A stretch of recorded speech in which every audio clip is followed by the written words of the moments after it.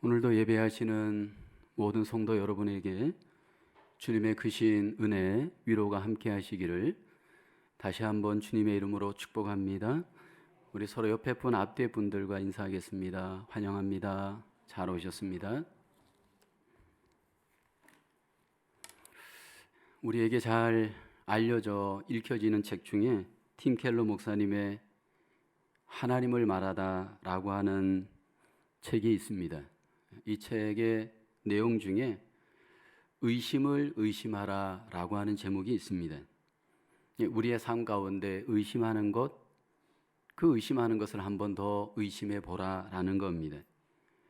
팀 켈러 목사님도 자신의 믿음이 의심에서 발전하여 믿음이 되었음을 고백을 합니다.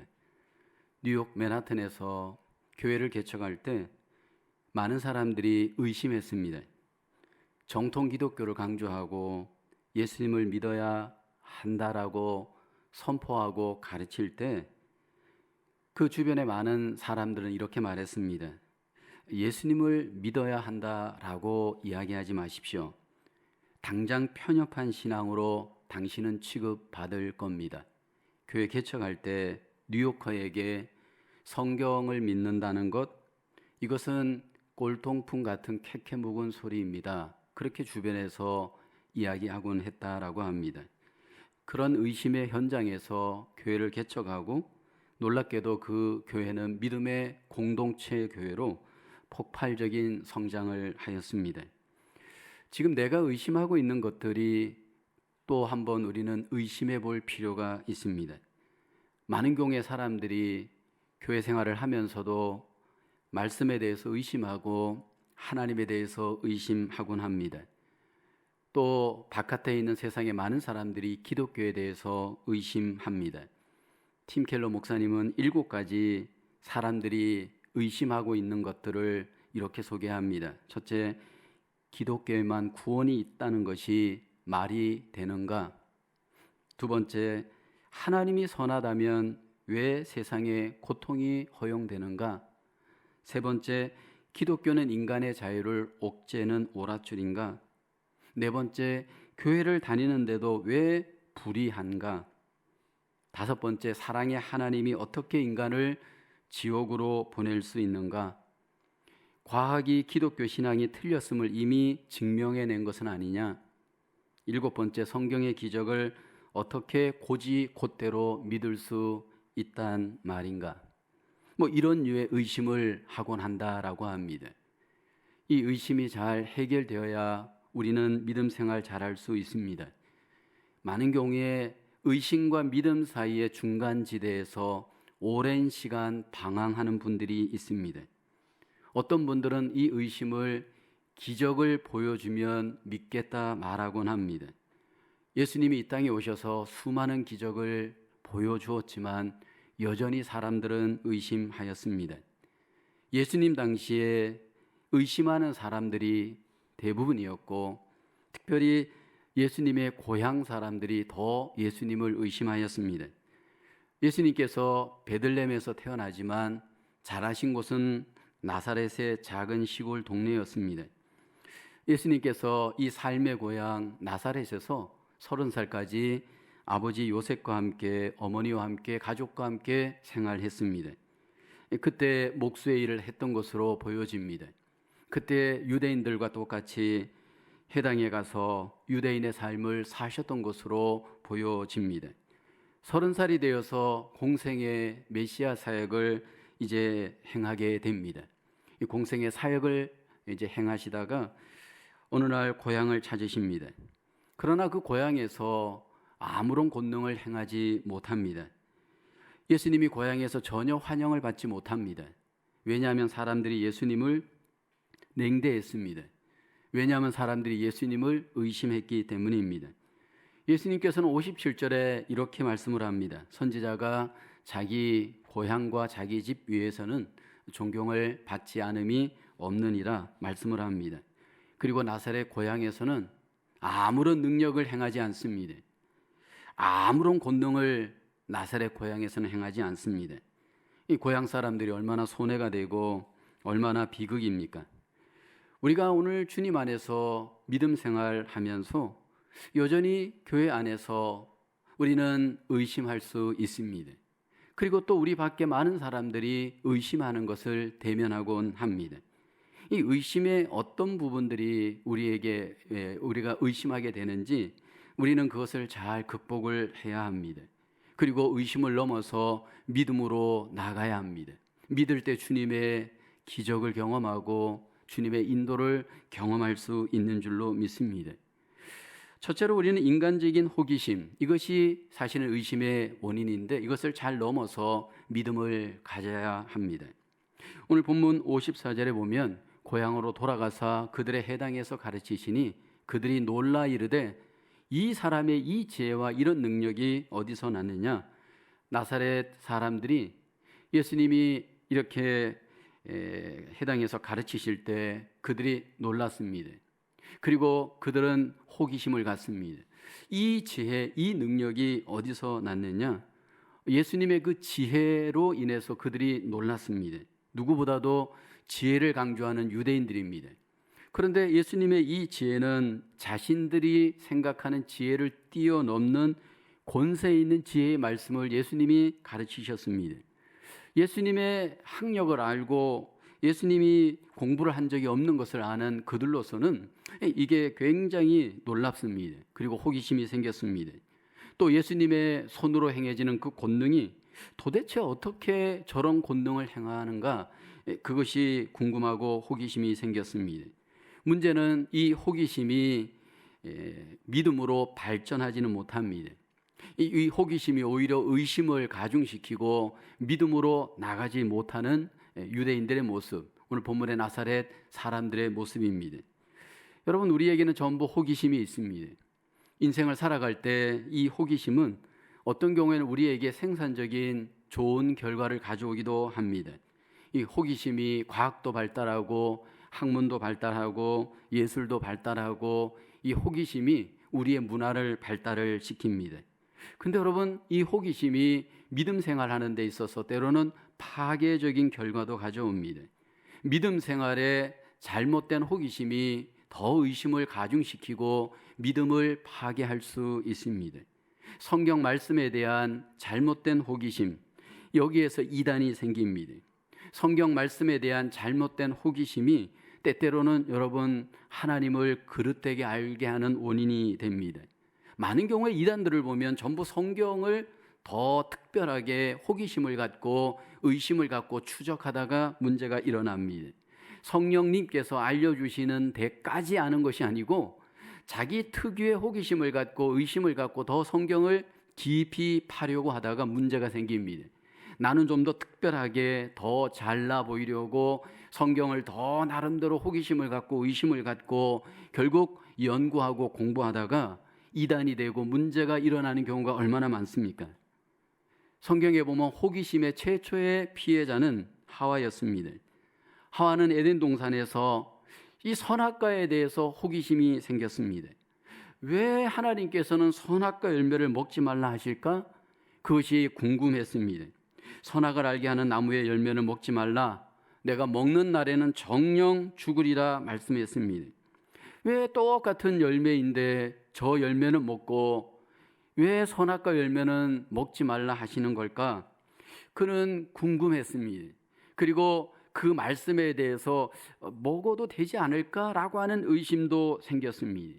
그런 호기심을 갖고 있는 이 하와를 마귀가 알고 뱀으로 그를 유혹합니다. 어느 날 찾아와서 이렇게 호기심을 자극하는 질문하잖아요. 창세기 3장 1절에 보십시오. 하나님이 참으로, 여기 보면 너희에게 동산 모든 나무의 열매를 먹지 말라 하시더냐? 이 질문하는 그 질문의 내용을 보십시오. 얼마나 호기심 있게 질문을 합니까? 그리고 난 뒤에는 더 호기심을 자극을 합니다. 너가 그것을 먹는 날에는 정녕 눈이 밝아져 너가 하나님과 같이 되어질 수 있어. 그렇게 호기심을 더 발전시킵니다. 그 호기심 속에 있는 이 하와가 이 마귀로부터 이 호기심이 있는 말을 들었을 때 정말 그럴까, 그렇지 않을까라고 하는 하나님의 말씀에 대한 의심과 더불어 이 마귀의 호기심을 갖고 선악과 열매를 보기 시작합니다. 그 호기심으로 선악과 열매를 보았을 때 그 열매가 먹음직하였습니다. 보암직하였습니다. 지혜롭게 할 만큼 탐스럽게 그 열매가 보였습니다. 오늘 우리에게도 똑같습니다. 나와 주님과의 관계에서 우리는 호기심을 먼저 갖고 시작할 수 있습니다. 과연 예수님은 어떤 분이실까? 과연 교회는 어떤 것인가? 우리 속에 사실은 호기심을 가질 수 있습니다. 근데 이 호기심이 믿음으로 나아가기 위해서는 단지 호기심에 머물러서는 안 됩니다.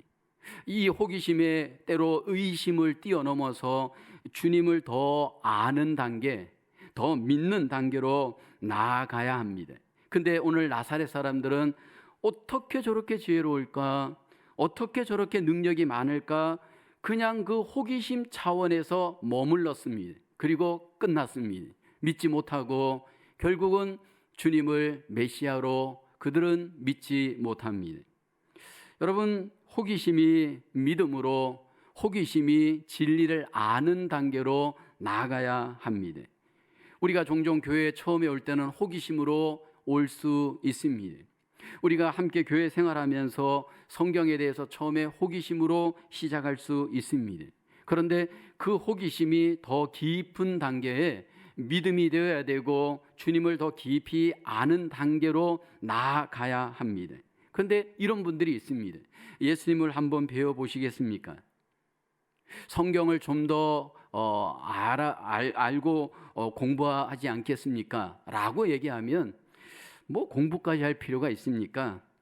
이렇게 그냥 예배만 드려도 그냥 뭐 왔다 갔다 하다가 그렇게 하면서 그냥 신앙생활 하는 거죠 라고 하면서 끝나는 분들이 있습니다. 그리고 어떤 경우에는 그냥 그것으로 신앙생활 끝나는 분도 있습니다. 왜냐하면 믿어봤자 별 것 없다는 겁니다. 내 호기심 차원에서 교회 생활, 믿음 생활 해봤는데 별 것 없다는 겁니다. 뭐 믿는 사람도 뭐 나랑 그렇게 큰 차이 없고 믿어봤자 뭐 내 삶 속에 어떤 변화도 없고 그러면서 교회를 비판하고 기독교를 비판하는 경우가 있지 않습니까? 요즘 안티 기독교가 얼마나 많습니까?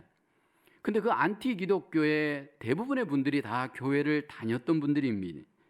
그런데 교회를 다녔지만 호기심 차원에서만 교회 생활을 하신 분들이 의외로 많습니다. 왜냐하면 인격적으로 예수님을 알지 못하고 믿지 못하였기 때문입니다. 내가 더 깊은 마음으로 예수님을 만나지 못하고 경험하지 못할 때 피상적인 호기심 차원에서 교회를 바라볼 때는 여러분 이 교회가 비판의 대상이 될 수 있습니다. 제가 최근에 보고 있는 그 신문에 어떤 분이 광고를 올린 것을 제가 보았습니다. 뭐 한 번이 아닙니다.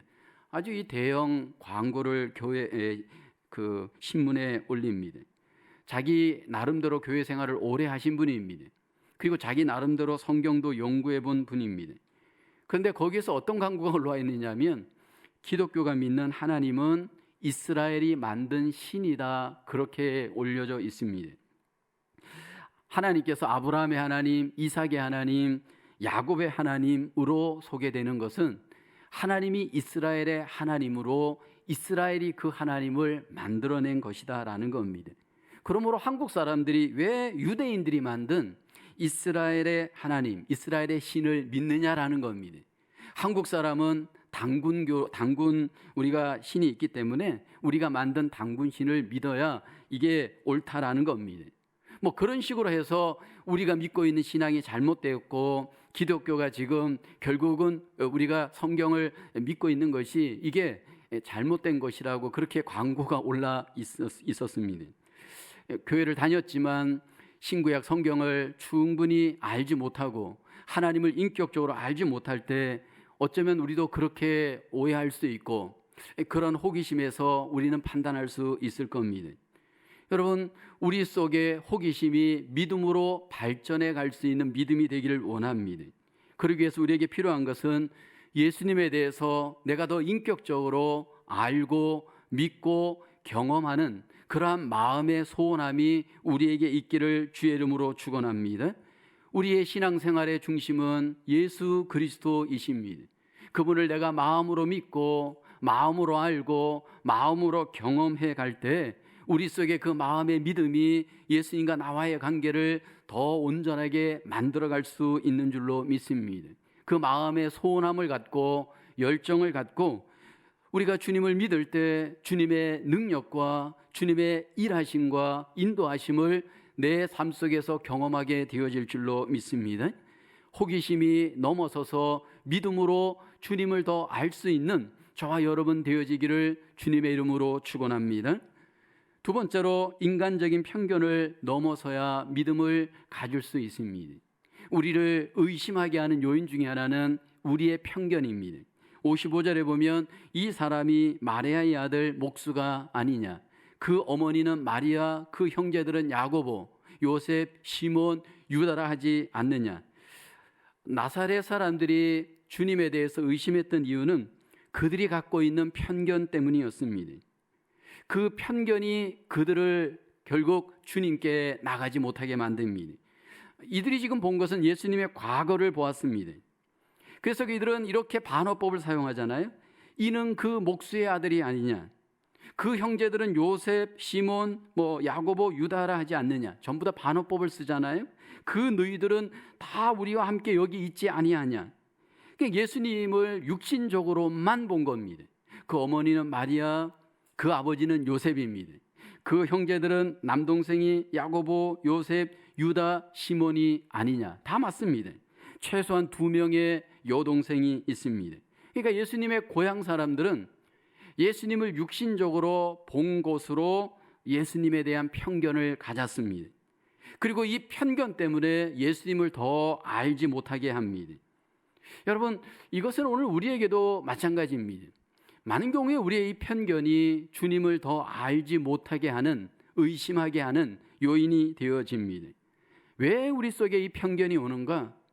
최소한 우리에게는 2가지의 편견을 극복할 수 있어야 합니다. 하나는 무지 때문입니다. 이 모르는 데서 편견이 옵니다. 여러분, 이 무지함 때문에 오는 편견이 얼마나 무서운지 모릅니다. 그래서 우리가 그런 말을 합니다. 무식하면 사람이 용감해진다라고 합니다. 여러분, 이 무식하게 되면, 무지하게 되어지면 그 편견에 갇혀서 자기도 모르게 무서운 용감한 행동을 자유롭게 행합니다. 예수님 당시에 많은 종교인들이 예수님에 대해서 무지한 편견을 갖고 있었습니다. 그들은 예수님을 정죄하고 공격하면서 십자가에 아주 용감하게 정죄하고 못 박아 버립니다. 그러나 본인들은 자신들이 무지하다라고 생각하지 않습니다. 교만하기 때문이지. 제가 사실은 그 신학교를 들어가서 1학년 1학기 때 이 신학을 공부하면서 너무 은혜를 받았습니다.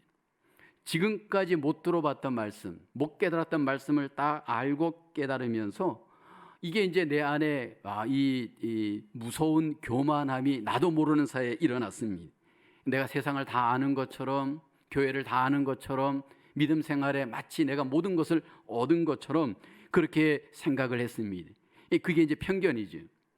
그리고 난 뒤에 3년을 졸업하고 또 THN 과정, 디민 과정, 이런 과정을 공부하면서 제가 깨달은 것, 20여 년 이상 신학을 공부하면서 깨달은 것이 있습니다. 내가 그때 알았던 것은 요만한 조각이었어요. 그때 깨달은 것은 자그마한 조각에 불과한 것이었어요. 사실은 어떻게 보면 작은 편견에 불과한 것이었어요. 여러분, 이것이 오늘 우리에게도 똑같이 적용됩니다. 많은 경우에 내가 알았다고 생각하는 것, 깨달았다고 생각하는 것이 어쩌면 여러분 조각에 불과할 수 있다라는 겁니다. 그러므로 우리가 하나님 안에서 내가 갖고 있는 이 편견들이 어쩌면 편견일 수 있고 작은 조각에 불과하다라고 하는 생각을 한다면 우리는 주님 안에서 다시 한번 주님을 알고 배우고 경험하기를 소원하는 겸손함이 우리에게 있어야 할 줄로 믿습니다. 또 한 가지 무서운 편견이 있습니다. 이것은 무지보다 더 무서운 편견입니다. 바로 익숙함의 편견입니다. 나사렛 사람들은 예수님에 대해서 아주 익숙했습니다. 예수님, 내가 잘 아는 분이야. 저 어머니는 마리아, 아버지는 요셉이야. 그리고 그 동생은 아무개야. 그러면서 예수님에 대해서 그들은 특별할 것이 없어. 이미 익숙하게 다 아는 것으로 제한을 해버렸습니다.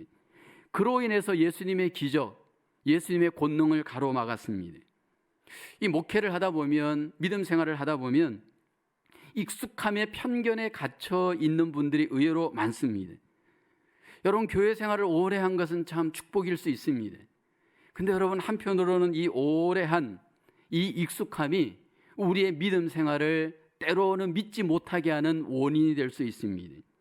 주님과의 깊은 인격적인 만남을 이전에 했지만 지금 더 할 수 있는 것을 가로막을 수도 있습니다. 여러분, 우리가 믿음 생활을 하면서 지금 여기에서 주님을 새롭게 만나지 못할 때 우리는 주님을 제한할 수 있습니다. 이렇게 믿으면서 이렇게 편견을 갖고 있습니다. 뻔하다라는 겁니다. 뭐 제자 훈련 한번 해보십시오. 그러면 이렇게 얘기하면 뻔합니다. 그거 다 해본 겁니다. 뭐 이렇게 뭐를 해보자면 그 과거에 내가 다 해본 겁니다. 뻔한 건데 뭘 또 합니까? 우리 속에 익숙함 속에 뻔하다라고 생각하는 그런 생각 속에 기대감이 없습니다. 여러분, 그런 기대감이 없다 보니까 주님과의 관계가 더 이상 새로워질 수 없습니다. 저는 이렇게 매일 이렇게 묵상을 하면서 매일 기도를 하면서 느끼는 것이 이 주님의 능력, 주님의 이 은혜가 무한하다라는 것을 많이 깨닫습니다. 어제 주님을 경험했지만 오늘 또 주님의 말씀을 묵상하다 보면 그 말씀 속에 놀라운 주님의 은혜를 경험합니다. 어제 기도했지만 오늘 또 기도하다 보면 주님의 그 놀라우신 은혜를 또 새롭게 경험을 합니다. 성경을 어제 읽었지만 오늘 읽다 보면 또 하나님께서 성령님을 통해서 우리에게 주시는 깨달음이 얼마나 깊은지 모릅니다. 어제 하나님이 또 오늘 하나님하고 또 달라요. 물론 같은 하나님인데 우리가 익숙함에 빠져 있다 보면 나도 모르는 사이에 뻔하다 생각하고 더 이상 하나님 앞에 나아가지 않습니다. 기대감이 없습니다. 훈련하지 않고 공부하지 않고 주님과의 관계를 더 이상 갖지 않다 보니까 어떻게 될까요? 겸손함은 사라지고 우리 속에 냉랭함만 있고 교만함이 앞설 수 있습니다. 상당수의 유대인들이 편견 갖고 예수님을 알지 못하였고 믿지를 못하였습니다. 여러분, 우리가 주님과 더 깊은 교제, 주님과의 더 깊은 관계를 통해서 주님을 더 새롭게 경험할 수 있기를 주님의 이름으로 축원합니다. 성경의 사도 바울은요, 이 안다라고 생각하고 있던 고린도 교회, 지식적으로 은사적으로 나름대로 자기들은 섰다고 생각하는 고린도 교회를 향해서 이렇게 권면하죠. 아는 것을 아는 것으로 여기지 말라는 겁니다. 이것은 오늘 우리에게도 똑같이 적용되어집니다. 여러분, 우리가 안다라고 생각하는 것처럼 위험한 것이 없습니다. 내가 체험했다라고 생각하는 것처럼 위험한 것이 없습니다. 하나님의 말씀을 다시 한번 내가 오늘 초심을 갖고 다시 한번 우리가 믿음으로 호기심을 뛰어넘고 편견을 뛰어넘어서 주님과 나와의 관계를 맺어갈 수 있는 우리의 삶이 되기를 주님의 이름으로 축원합니다. 이 편견을 극복하기 위해서 우리에게 항상 필요한 것은 더 겸손함으로 구도자의 자세를 갖고 초심의 자세를 갖고 저도 여러분도 주님께 나가셔야 합니다. 이미 아는 말씀에 만족하지 말고 다시 주님의 말씀을 기대하면서 우리가 주님 앞에 나가야 됩니다. 찬양도 마찬가지입니다.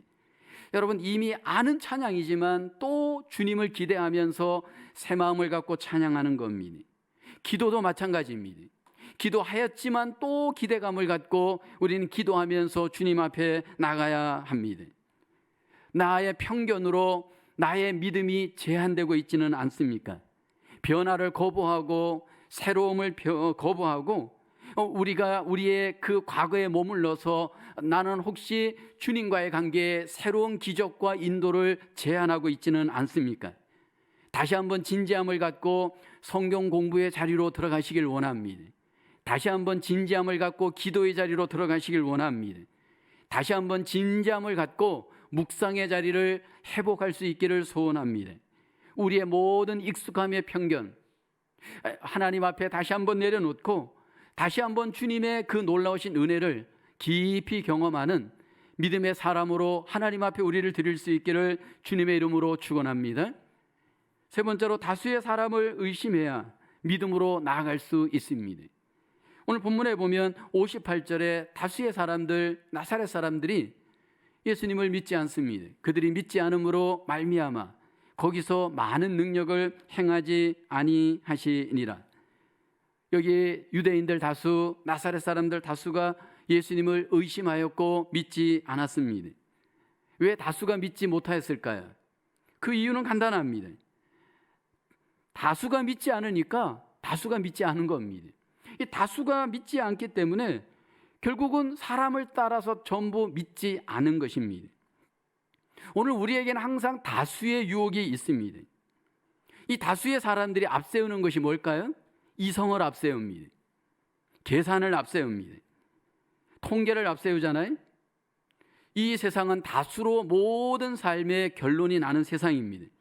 이 세상은 다수가 지배하고 다수가 결정을 합니다. 그리고 그 습관이 이미 우리에게도 익숙해질 수 있습니다. 우리가 민주주의 사회에서 이 다수가 선택하는 것을 우리는 답이라고 생각을 합니다. 그리고 그 답을 따라 우리는 그냥 행합니다. 근데 우리는 생각해야 됩니다. 다수도 틀릴 수 있다라는 겁니다. 다수도 여러분 우리가 틀릴 수 있다는 것을 생각한다면 우리 속에 의심할 수 있어야 됩니다. 1600년도, 1610년에 그 이태리의 갈릴레오가 망원경을 발견하여서 망원경을 갖고 천체를 관찰하다가 지구가 움직인다라는 것을 발견하게 됩니다. 지구는 가만히 있는 것이 아니라 계속해서 돌고 움직이고 있다. 지동설을 주장을 하였습니다. 그때 대부분의 사람들은 지구는 움직이지 않는다 생각했습니다. 결국 이 갈릴레오가 가톨릭 교회의 재판을 받게 되어집니다. 그리고 가톨릭 교회가 그를 위협합니다. 지구가 돈다라는 의견을 철회하라고 합니다. 안 그러면 너의 가족을 죽여버리겠다 위협합니다. 그래서 그는 재판에서 할 수 없이 지구는 움직이지 않을지도 모릅니다 라고 하는데 서명을 했습니다. 그리고 그 재판을 받으면서 법정에서 나오면서 우리에게 알려진 유명한 말을 하잖아요. 그래도 지구는 돈다 였습니다. 여러분 1903년 미국의 라이트 형제가 자전거 수리점에서 일을 하다가 이런 생각을 했습니다. 어쩌면 기계도 하늘을 나를 수 있지 않을까 생각했습니다. 그 생각을 친구들과 동네 사람들에게 말했을 때 전부 너는 또라이다, 미쳤다라고 이야기했습니다. 그는 공상이라고 생각하지 않고 다수가 미쳤다라고 하는 그 생각을 그는 집중하여서 고민하고 생각하였습니다. 결국 그 결과 하늘을 나는 비행기가 여러분 발명되어지잖아요. 이 라이트 형제가 꿈을 버리지 않고 결국은 비행기를 발명하게 되어집니다. 여러분 구약에 보면 다수의 이스라엘 백성들이 하나님의 뜻을 불순종합니다.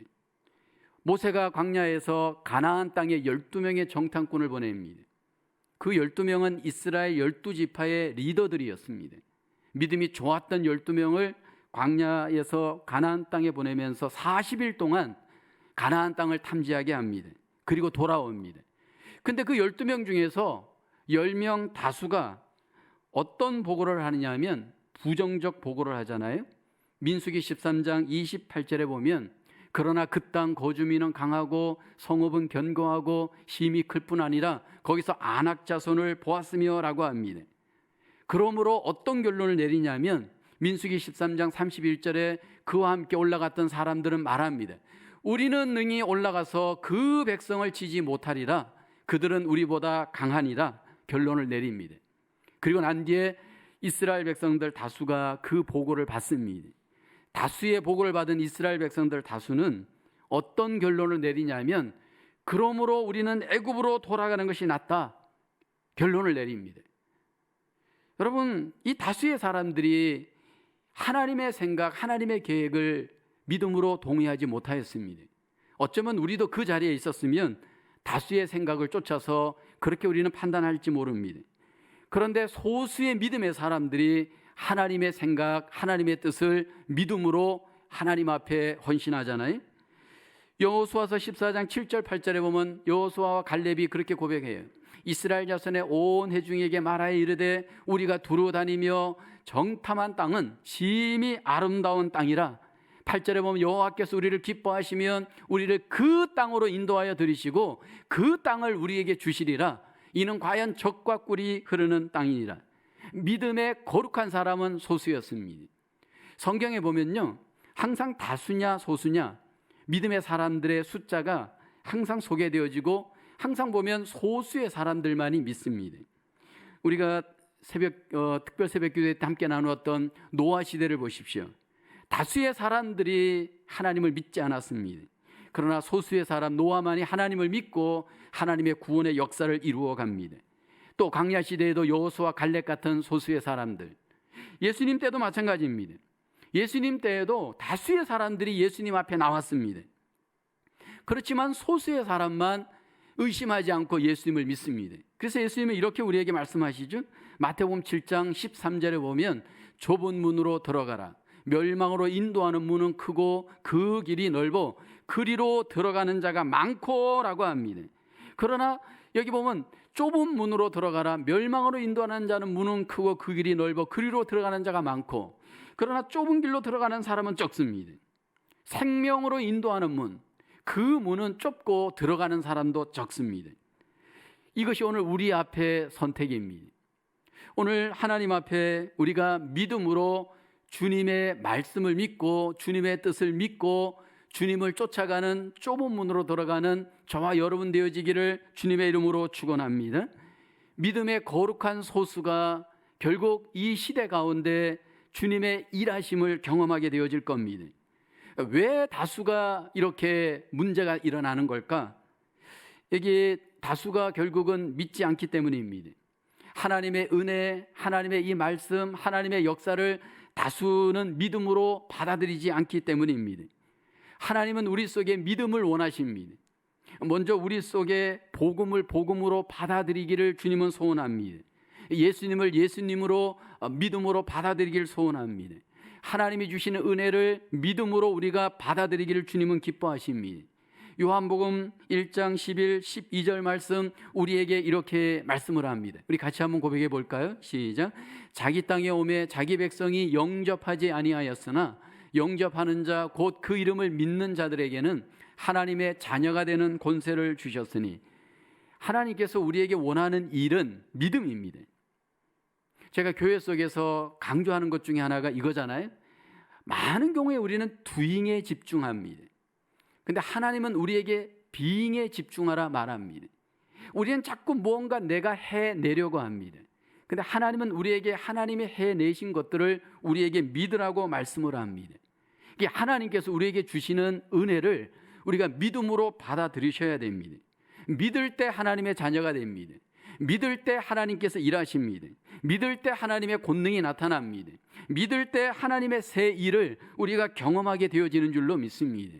그러니까 믿음 생활을 잘하는 거는 먼저 내가 하나님의 하시는 그 말씀, 하나님의 하시는 그 일들, 하나님이 하시는 그 모든 역사들을 우리가 믿고 따를 때 하나님의 놀라우신 역사를 경험하게 되어질 줄로 믿습니다.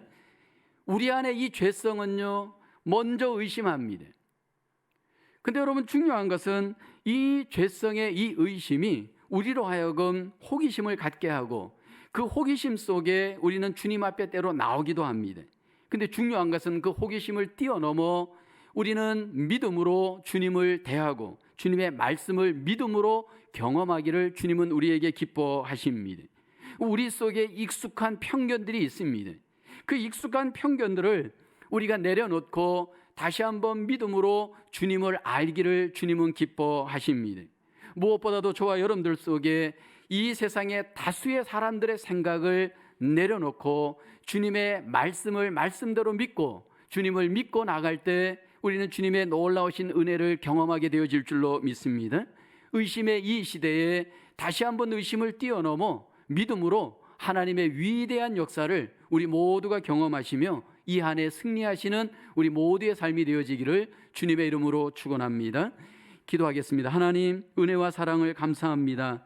우리에게 은혜를 베풀어 주셔서 믿음으로 예수님을 우리의 구주와 주님으로 믿게 하시고 하나님의 자녀가 되는 권세를 주셨습니다. 의심하는 이 세대에 우리의 호기심과 편견과 다수의 사람들에게 우리가 하나님 쫓아가지 않게 하여 주옵시고, 오직 주님의 말씀을 믿고 주님을 믿고 믿음으로 이 세상을 이겨나가는 하나님의 자녀 되게 하여 주시옵소서. 이 한 주간도 우리에게 주어진 삶 속에서 믿음으로 가정을 지키고 일터를 지키고 하나님께 영광 돌리는 승리의 한 주간 되게 하여 주시옵소서. 예수님의 이름으로 기도하옵나이다.